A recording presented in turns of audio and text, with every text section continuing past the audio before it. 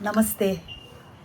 This is a dance I taught the little kids, the beginners in my class to get them to learn expressions or abhinaya.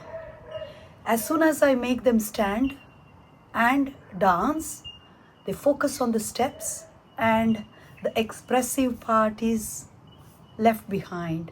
So this is an experiment where I get them to sit down and just focus on the upper body and the facial expressions. So here is that dance for you, and I will be showing it in this sitting position. Hope you like it.